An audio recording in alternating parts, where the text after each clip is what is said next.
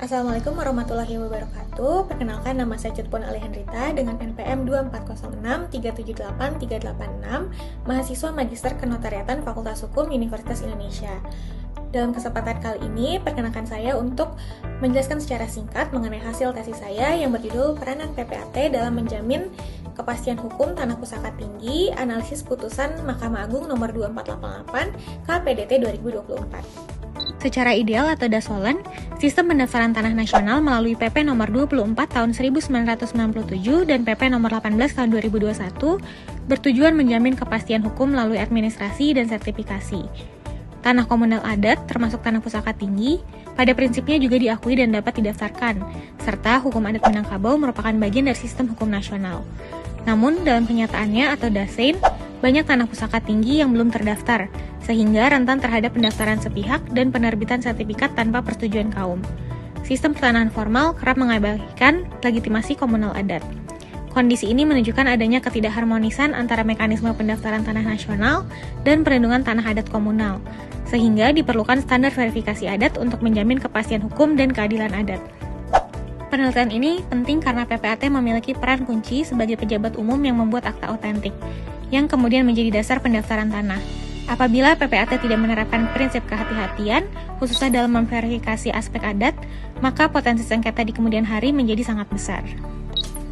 Penelitian ini menggunakan penelitian doktrinal dengan pendekatan deskriptif eksplanatoris. Data diperoleh melalui studi kepustakaan terhadap peraturan perundang-undangan, putusan pengadilan, serta wawancara dengan pihak terkait untuk memperkuat analisis normatif. Kebaharuan penelitian ini terletak pada penempatan PPAT sebagai legal gatekeeper dalam pencegahan sengketa tanah pusaka tinggi.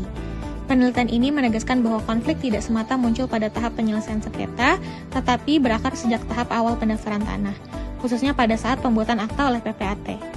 Dengan fokus pada tanah pusaka tinggi Minangkabau, penelitian ini membedah batas kewenangan PPAT serta konflik normatif antara larangan adat peralihan pusaka tinggi dan tuntutan kepastian hukum agraria nasional menggunakan putusan MA nomor 2488 KPDT 2024 sebagai studi kasus.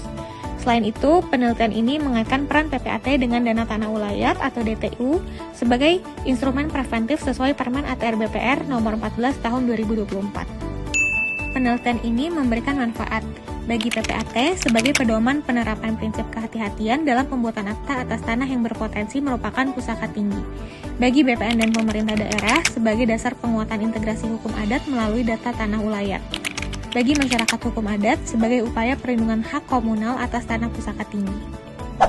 Berdasarkan hasil penelitian, dapat disimpulkan bahwa PPAT berperan penting dalam menjamin kepastian hukum pendaftaran tanah pusaka tinggi melalui penerapan prinsip kehati-hatian yang mencakup verifikasi adat.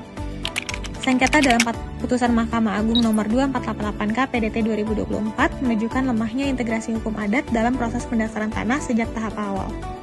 Sebagai saran, PPAT perlu menerapkan standar verifikasi adat sebelum pembuatan akta. Pemerintah daerah dan nagari perlu melakukan pendataan dan pendaftaran tanah ulayat ke dalam data tanah ulayat. Integrasi hukum adat dan hukum positif perlu diperkuat sebagai langkah pencegahan sengketa. Demikian pemaparan singkat mengenai hasil tesis saya. Semoga penelitian ini dapat memberikan kontribusi praktis dalam menjamin kepastian hukum pendaftaran tanah pusaka tinggi. Terima kasih.